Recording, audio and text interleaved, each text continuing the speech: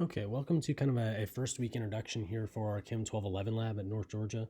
Uh, my name is Dr. Meyer, and I apologize for not having kind of a facial portion of this where you can actually see me, although I'm sure you'll see plenty of my face at different points, either in pre-lab videos or hear my voice throughout kind of the semester at different points in a lot of the videos you'll be seeing.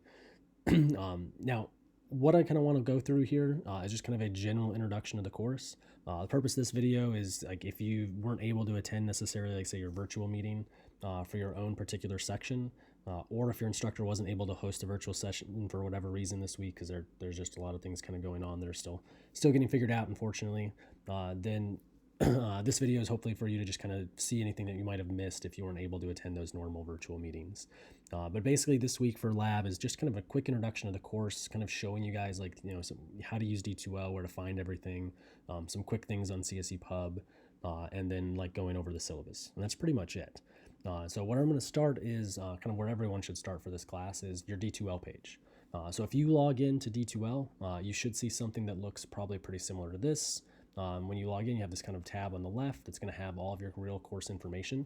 You're going to have a folder here that's going to have a link. This is probably the most important part here getting started. It's going to be a link that should take you directly to your section on CSE Pub for you to be able to purchase. Now, I'm going to click this, and it may not be the section you guys are in. That's totally fine.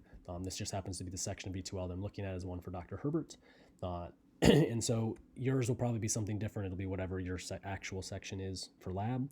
But it knows based on where you are in D2L and what section of D2L you're in, it knows what correct CSE Pub section to put you in. So that link, regardless of what section you're in, if you're logged in properly to your account in your right section, just click that link. It's going to take you to the place you need to go to buy the correct version basically of CSE Pub, because there's different sections for this class, and there's also 1212 sections that use CSE Pub also. So just to make sure you're in the right one, just follow the link that's in your course, and you're guaranteed pretty much to be in the right spot. Now, in terms of buying this is about $40. Hopefully that's the vast majority of all the costs for lab this semester. The other things we'll get to in a little bit are mainly just going to be like a cheap, hopefully, notebook, and then a face shield will be kind of the other main requirements. And I'll get to that as I get to the syllabus here in a moment. But I'm going to go back to kind of just the course homepage here.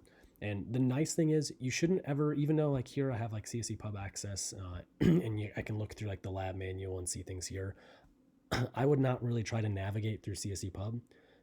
First, its navigation can be a little bit clunky, admittedly, at times, which is why we've kind of taken everything and basically just linked it all into D2L in a much nicer, cleaner, hopefully organized fashion, so that for each assignment, there's a folder. So like for lab 1, which is really just all about safety, it's got some pre-lab assignments. Like every lab's gonna have pre-lab assignments, although the first couple will be a little bit different. I'll talk about that in just a second.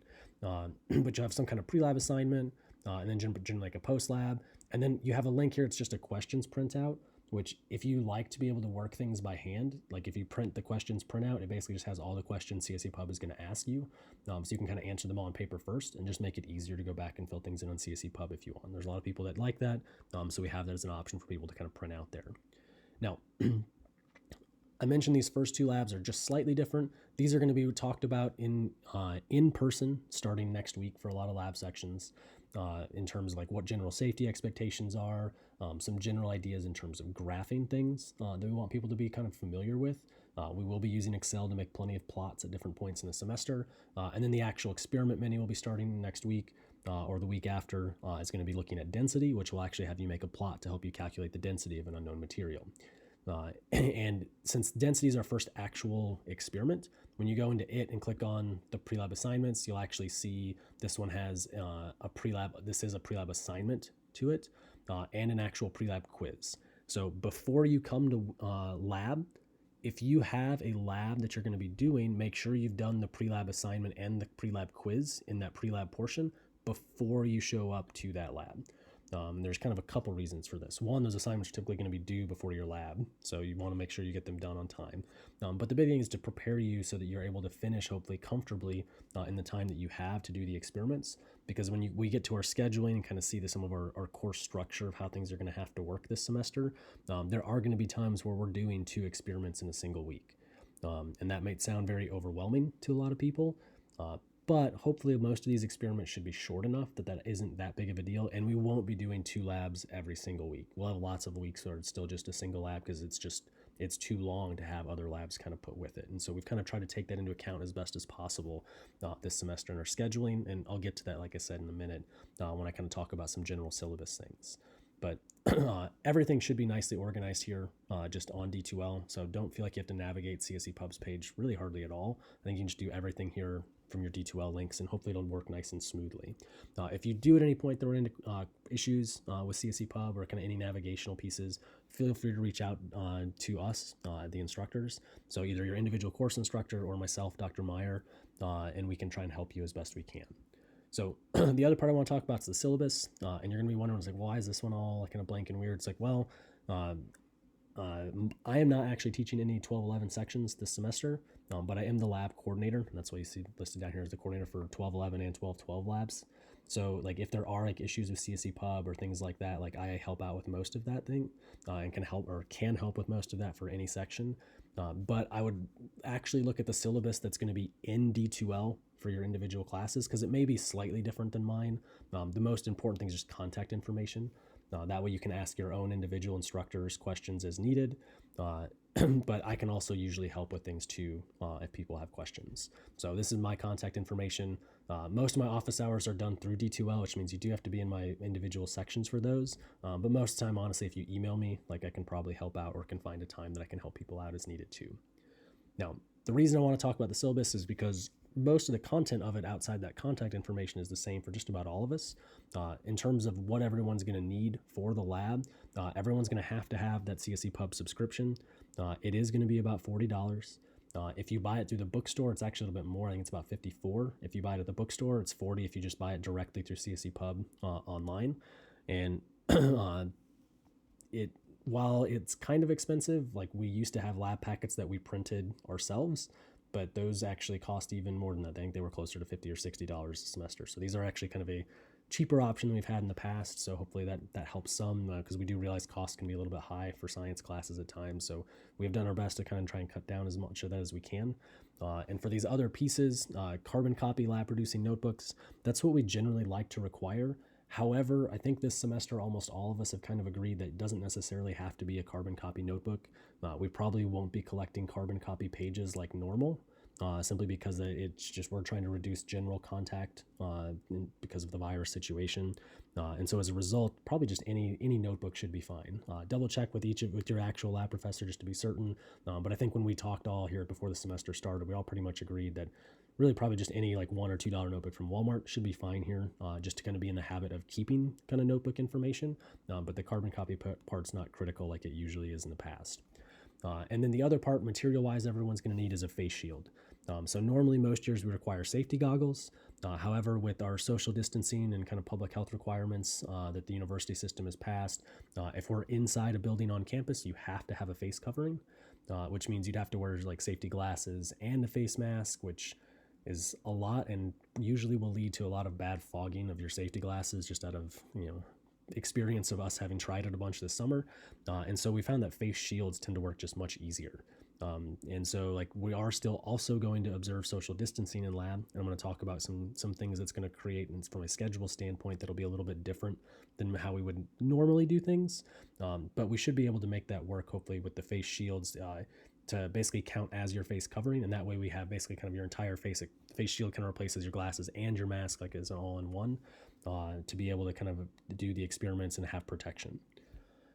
I'm not going to spend too much time talking about our learning objectives, like the course objectives. If you're interested in these, you can kind of read through them. It gives you an idea of a bunch of the different things we'll see this semester. I think the important parts are what kind of comes next, which are some notes about attendance, like general lab rules, and some information about how the structure of the lab is going to work. And then the schedule itself will be the last part we'll look at. So in terms of attendance, here I have like lab is mandatory, unexcused absences. Like if you don't tell us, you don't come, we don't hear from you, it's going to be a 0. This is college, so like we try to hold people as accountable as we can. However, that said, we all know this semester has the potential to have some very weird things occur throughout it. And so we do have some accommodations kind of built in here to try and help as much as we can. The biggest thing I would say from an attendance standpoint is if you know you can't come for some reason, just contact us so that we can kind of help figure out a solution. Because we do have some additional options here. If you're just going to be gone that one particular day, you can't do it that day, there might be another lab section later in the week that's not full that we could have you attend to do the experiment instead.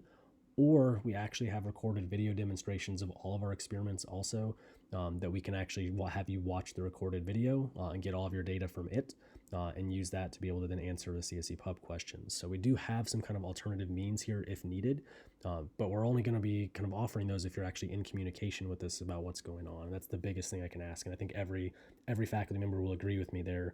We're all willing to accommodate as best we can, but we need that communication to be happening. And when I say we need that communication, that doesn't mean like if you miss the lab on Monday and we don't hear from you till Thursday, like that's too late. Probably all of us are going to say, no, it's just going to be a 0 at that point for the lab, which we do drop one lab grade throughout the semester. At the end of the semester, we drop one full lab grade, whatever the lowest one is. So a lot of times, like if that were to happen, we just like, well, that's your dropped lab for the semester. But like if you know something's come up, like even if it didn't come up until Monday morning, and say you had a Monday afternoon lab and you can't make it, just shoot your instructor, an email, be like, explain the situation quickly as best you're able, and all of us are going to do whatever we can to try and accommodate and make things work.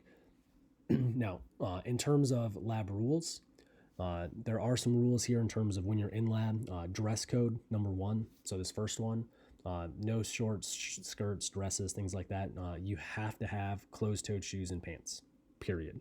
Even if it's 95 or 100 degrees outside, which it sometimes can be here at the start of the fall semester, if you come to lab, you need long pants, you need closed-toed shoes. And then the other part that's going to go with that from a dress code standpoint is going to be the face shields. Most years we have safety glasses, which is where kind of actually the rest of this used to be a little more important, right? Because you have to keep your glasses on at all times. People have a bad habit of putting them up on the top of their head instead of down on their face. Face shields, unless you're going to pay a little bit more money for one of the more expensive ones that can flip up, which is certainly not necessary. It's a little easier to make sure the face shields stay on properly the whole time you're in lab. And so those are a requirement really for the lab from a dress code standpoint: pants, closed-toed shoes, face shields. Obviously, you have to wear shirts as well, but there's less requirements there. Like short sleeve shirts and things are fine. I probably wouldn't advise tank tops, although we don't technically have anything against them. There are times this semester we'll be handling chemicals that are dangerous enough you don't want to get on your skin. So wearing kind of just a normal shirt probably in your best interest. But that's what our dress code is for all of our labs here in North Georgia. It's not even just general chemistry. All of our labs are going to follow that same policy in terms of like the pants, closed-toed shoes, and a face shield. Other things you should be aware of: if you haven't worked in chemical labs of any kind before, there's never any food or drinks allowed. Smoking, obviously, definitely not. Things like that. There's enough kind of chemicals used in that lab that you don't ever want to ingest under any circumstances. And so it's best just to not bring any food or drinks in there. If you have a water bottle with you or something like that, there's usually a table outside of the lab that you could set it on and leave outside the lab. And that way that you don't have to bring it in the lab where it can potentially be contaminated with anything. Because it's very easy just to be, set it on the countertop and all of a sudden it gets, chemical stuff on it that you might now transfer to your backpack or elsewhere that you don't want to be doing with. And so our countertops, even if they look clean, it's possible they've been exposed to lots of things. We had actually an incident a couple years ago where, a student set their binder down on something and was like actually kind of working around it. And then we realized there was a bunch of silver nitrate that had spilled on it, and that kind of like did damage not only to the binder, but the student's skin on their hands because they had been leaning on it.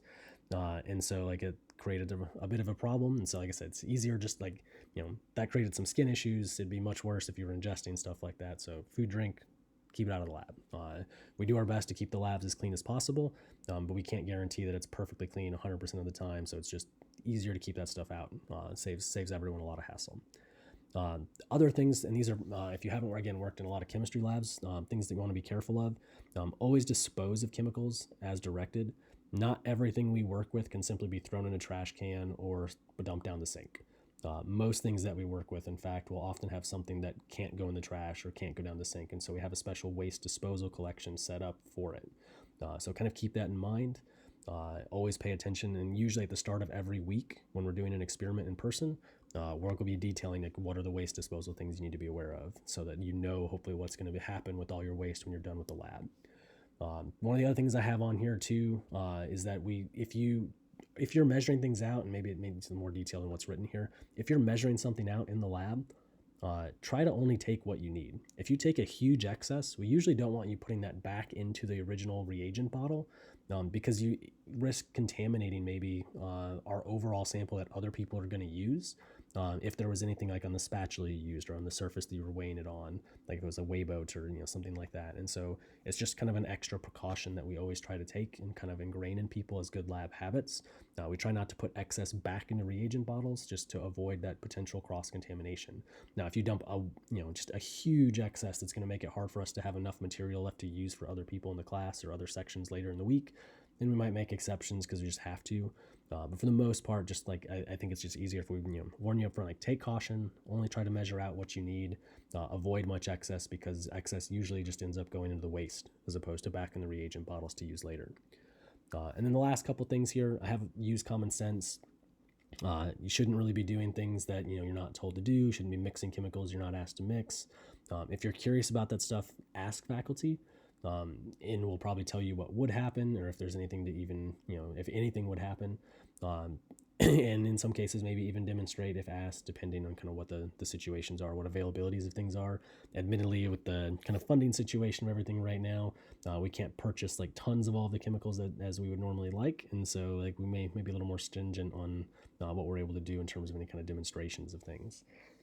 But the other part here that I will mention, kind of the last point here that's new this year, we are going to be social distancing in the labs. So even with the face shields, we are still going to be social distancing as best we can.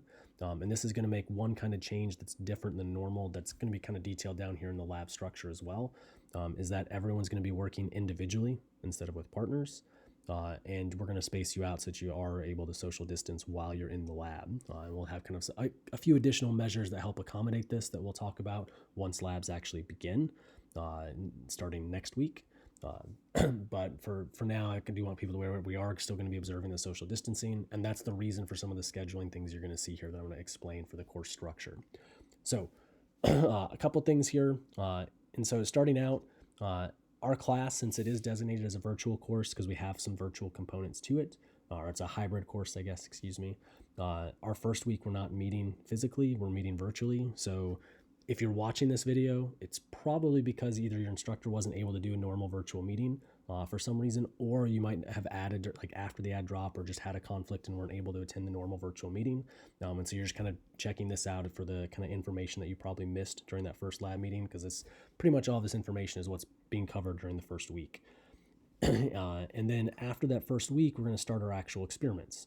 And that'll give, hopefully during that time, during that first week, you'll have a chance to buy a face shield from either the bookstore or somewhere like Walmart or Target typically sells them also.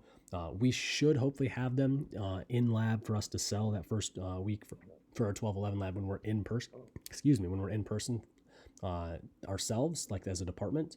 They'll probably be, I'm not sure actually on the cost yet because we're still kind of waiting word on that from our chemistry club. But we should hopefully have the face shields to sell as well on site when you actually come in for labs starting in, like I said, the second week of class. Now, how our labs are going to work, and this is the part how we're going to be able to do social distancing, is the fact that we're going to kind of have an alternating rotation of basically half the class coming each week. So what'll happen is most of our class sections are about 24 students. So we would break it up into two sets of 12, and we'd have 12 students come one week and do an experiment. And the following week, the other 12 students would come and do that same experiment. And so you're kind of in lab one week, off the next, and kind of have that rotation order. And we'll have that for almost the whole semester with the exception of one virtual lab where everyone will kind of do that lab that same week. And that's towards the very end of the semester. And I'll highlight that in the schedule in a moment. But typically what we're going to end up doing, part of the reason we're going to kind of do things this way, we still want everyone to get the hands-on experience of doing all of our experiments. And to be able to have that happen, there will be a few weeks where you will actually be doing 2 experiments. I think I might have mentioned that earlier already too. I don't think that should be too much of an issue. We are going to do everything we can to accommodate people to be able to get 2 experiments done in 1 3-hour block. Most of our doubled up labs are on the shorter side of things, so it shouldn't be too difficult to be able to do both of them in a single 3-hour block. The other thing that we have done this semester that's different, although if you're with this being 1211, most of you probably haven't taken or seen kind of our lab setup before, is that before you come to lab, there are those pre-lab assignments and quizzes.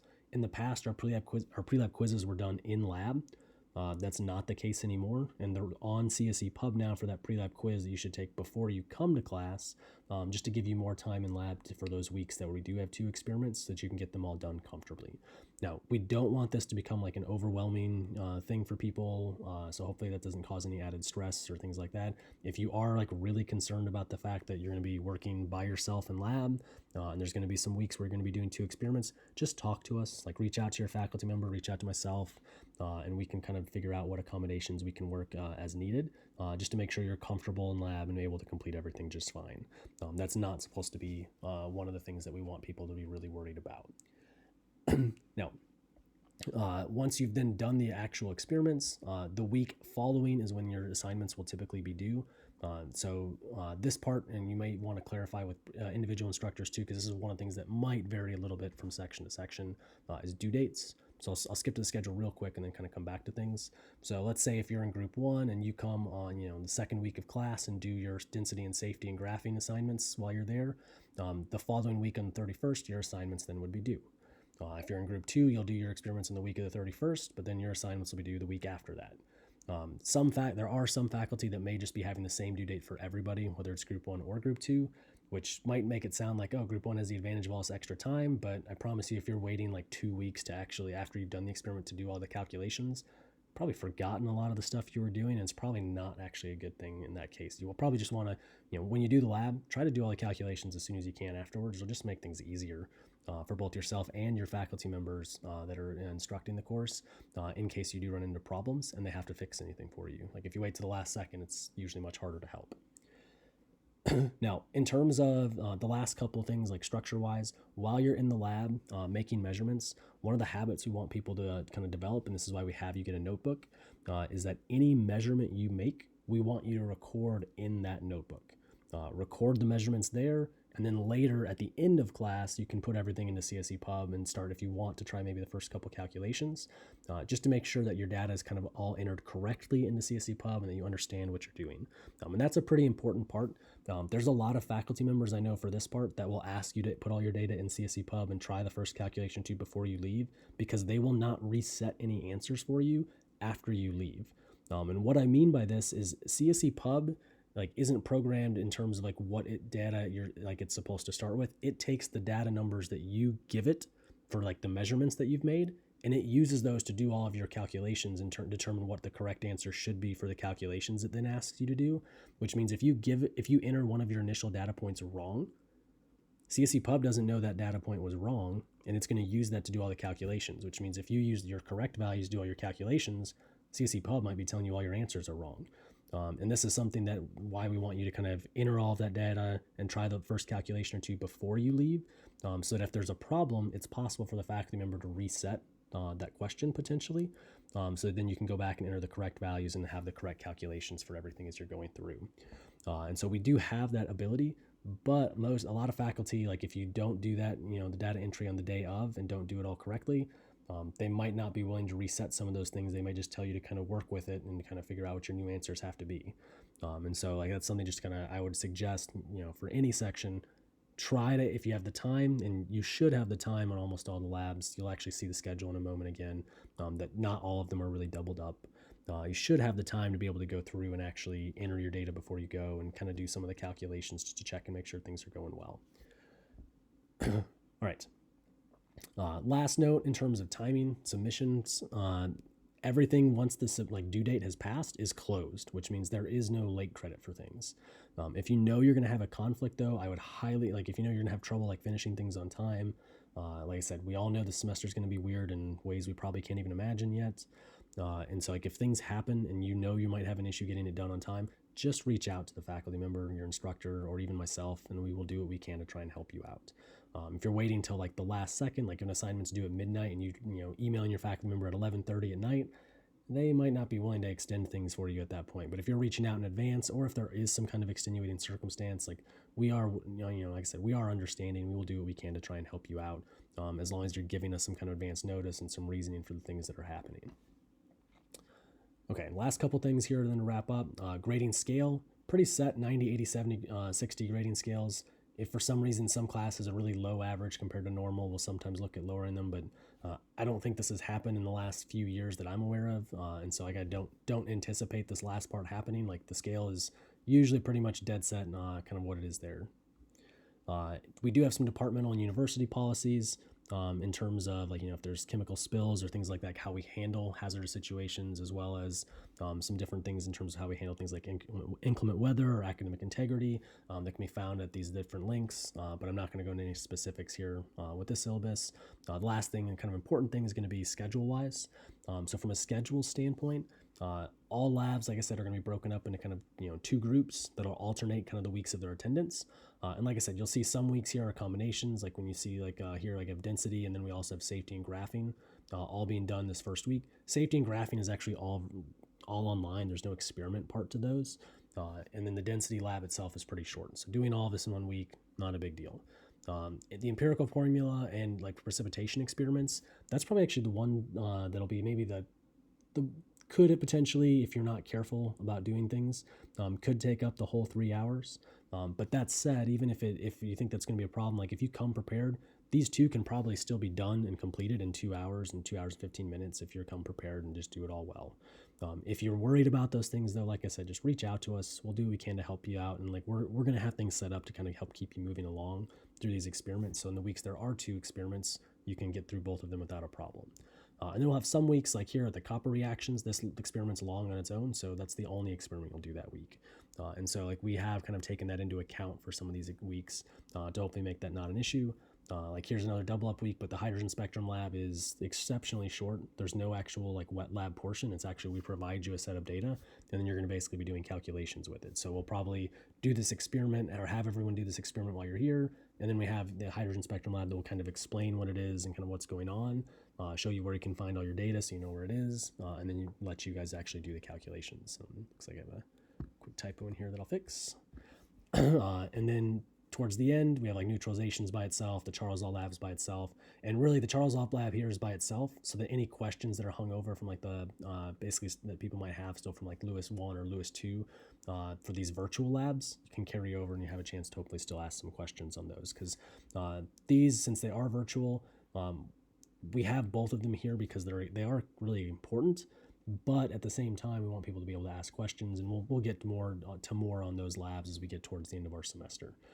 But I think that kind of highlights all of the major things that people need to be aware of kind of coming into this semester. Hopefully gives you an idea of kind of what's going to be going on. Your individual instructors will be giving you details about whether you're group 1 or group 2 for your particular lab section, so that you know, like, hey, am I going to be going early? Am I going to be going late? Like which week am I going to be attending? You should probably know all of that from your instructors by the end of the first week, so that starting the second week, you know whether you're going to be there or not from an attendance standpoint. If something does happen and some of these weeks get moved online, because that is possible, like maybe we get like certain labs like shut down for a couple days if we get positive COVID cases, then it is very possible that there's going to be some weeks where instead of attending lab, you may actually have like demonstration videos with all the data in them that you can find to be able to do all your calculations. That may happen. We hope it doesn't come to that, but we're aware that there's a lot of things kind of outside of our individual control as faculty or students this semester in terms of what will happen for the university. So do your best to keep up the social distancing and things like that, both inside and outside of lab. That'll hopefully give us the best opportunity to be able to do as much in person from a lab standpoint as possible as the semester goes on. But that's all I have in terms of kind of introductory things. If you have any additional questions that weren't addressed here, or if you have questions just about things that are in the syllabus or from D2L or CSE Pub on anything, feel free to either reach out to myself, Dr. Meyer, or to reach out to whoever your actual individual instructor for the lab section is for whatever section you're in. And we'll be more than happy to kind of address your questions or help out for whatever we need to for your situation. Like I said, that's all I have, and I look forward to hopefully seeing people kind of at different points throughout the semester.